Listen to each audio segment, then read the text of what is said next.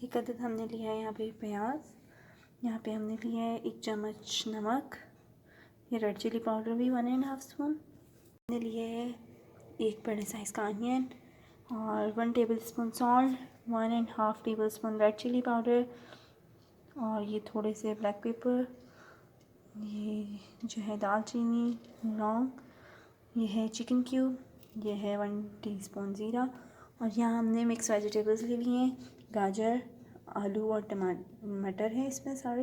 टमाटर यहाँ हमने ले लिए हैं 3 से 4 अदद दरमियाने साइज़ के टमाटर और इसी में हमने जिंजर और गार्लिक को भी क्यूब्स में कटिंग कर लिए, चॉप कर लिए, ज़्यादा ना मोटे हैं ना बारीक है।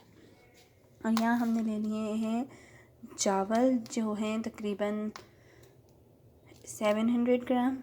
तो अभी मैं इनको पकाती हूँ, फिर आपके साथ शेयर करती हूँ।